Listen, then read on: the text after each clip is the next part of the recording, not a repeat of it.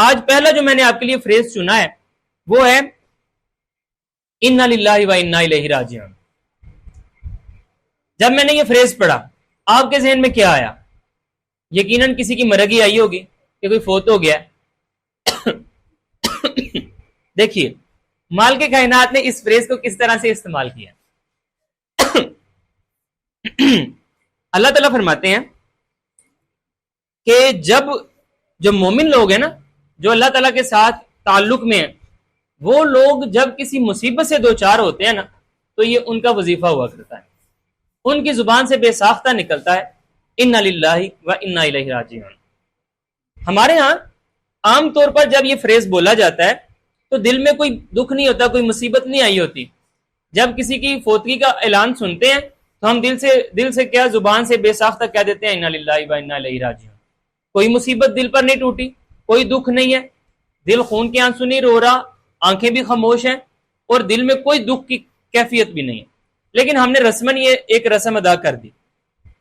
یوں سوچئے جب کسی چیز سے روح کھینچ لی جاتی ہے نا، یہ وہی کام ہوا۔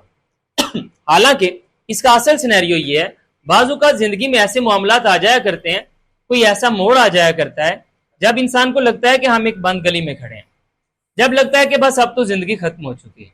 جب لگتا ہے کہ ایک ہی کاروبار تھا اور اسی پر سارا آسرا تھا اور وہ تو دکان تباہ ہو گئی، یا یہی تو ایک شخص تھا جس کی مجھے توجہ درکار تھی، یہی تو میری ساری دنیا تھا، اب یہ مجھ سے روٹھ گیا، یا اس کی کہیں اور شادی ہونے جا رہی ہے، یا اس نے مجھے چھوڑ دیا۔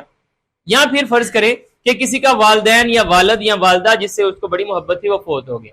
یا کسی کے اپنے ہاتھوں میں اس کی اولاد جو اس نے بڑی پال پوس کر بڑی کی تھی اور اس پر امیدیں تھیں، وہ اس کے ہاتھوں میں دم توڑ گئی۔ کوئی ایسی کیفیت جس میں آپ کو لگے اب بس مزید زندگی کا کوئی مقصد نہیں رہا، جب آپ کو لگے کہ یہ تو پہاڑ ٹوٹ گیا، جب آپ کو لگے کہ اب کوئی راستہ باقی نہیں رہا، یہ وہ کیفیت ہوتی ہے جہاں پر جا کے دو سینیریو الگ الگ ہو جاتے ہیں۔ جو تو دنیا دار لوگ ہوتے ہیں جن کا مال کے کائنات کے ساتھ کوئی خاص واسطہ نہیں ہوتا، وہ لوگ یہاں پر آ کر دو رویوں میں سے ایک رویے کا شکار ضرور ہو جاتے ہیں۔ یا تو وہ ہار جاتے ہیں اور خودکشی کی تیاریاں کرتے ہیں، یا پھر وہ وحشی بن جاتے ہیں اور وہ کہتے ہیں اگر میں خوش نہیں تو پھر میں کسی کو بھی خوش نہیں رہنے دوں گا۔ ان دو میں سے ایک لازمی نتیجہ ہوتا ہے جو کہ دنیا کا کتا ہوتا ہے، جو کہ مال کے کائنات کے ساتھ اس کا ریلیشن نہیں ہوتا۔ لیکن جن کا مال کے کائنات کے ساتھ ریلیشن اسٹیبلش ہوتا ہے، ان کا رویہ، ان کا طریقہ، ان کا ضابطہ ہی بالکل مختلف ہوتا ہے۔ یہ وہ مقام ہے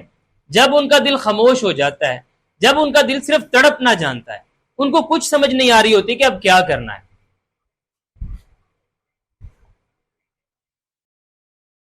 جب ان کو لگتا ہے کاش کہ ہم دنیا میں رہیں ہی نہ،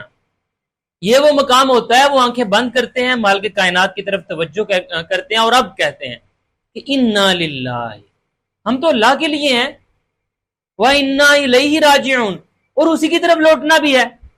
تو پھر کیا ہوا اگر یہ میرا بلاوڈ مجھے چھوڑ گیا؟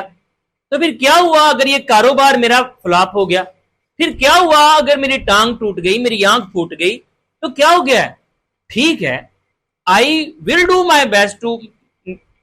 re-continue everything، ہر چیز کو دوبارہ سے جاری کرنے کی میں حتی المقدور کوشش کروں گا، لیکن انا للہ، میں تو اللہ کے لیے ہوں، میں کوئی اپنی اس محبوبہ یا اپنے اس محبوب کے لیے تھوڑی نہ بھیجا گیا ہوں، میں اس کاروبار کو سنبھالنے کے لیے تھوڑی نہ بھیجا گیا تھا، یا میں اس لیے تھوڑی نہ بھیجا گیا تھا کہ میں اپنے بچوں کو پالوں پوسوں اور ان کی دولت کھاؤں یا ان کی کمائی کھاؤں، یا میں اس لیے تھوڑی نہ بھیجا گیا تھا کہ میں اپنی ماں کی گود میں سر رکھ کر لیٹا رہوں، مجھے تو اللہ کے لیے بھیجا گیا تھا۔ یہ وہ مقام ہے جب دل ٹوٹ جایا کرتے ہیں، جب دل کرتا ہے بس اب مزید نہیں، یہاں پر آ کے مال کے کائنات کے بندے پکارا کرتے ہیں انا للہ، ہم تو اللہ کے لیے ہیں، وَإِنَّا إِلَيْهِ راجعون، اور اسی کی طرف ہم راجع ہیں، اس کی طرف لوٹنے والے ہیں۔ یہ جو ہم کہہ رہے ہوتے ہیں نا وَإِنَّا إِلَيْهِ راجعون، یہ اپنے اندر دو معنی رکھتا ہے، یعنی ہمیں مرنے کے بعد اسی کی طرف لوٹنا ہے، یہ بالکل ٹھیک ہے بات،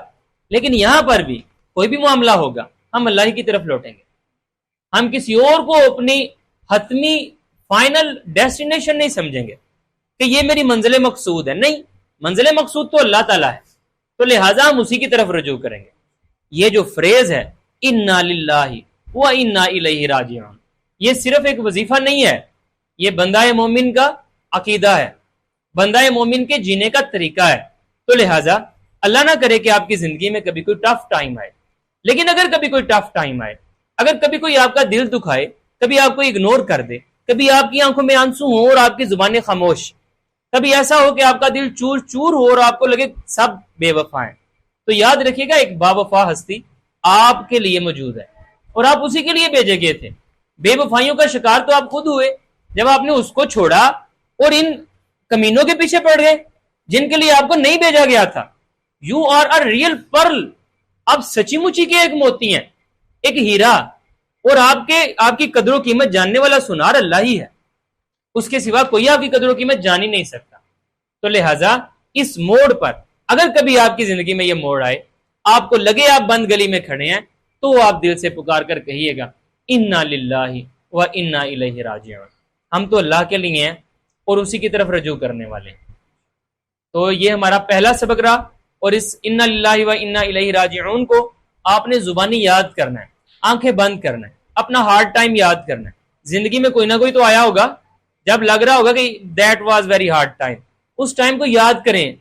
اپنے دل میں وہ درد تازہ کریں, آنکھیں بھیگ جائیں تو بولیے انا للہ و انا الیہ راجعون.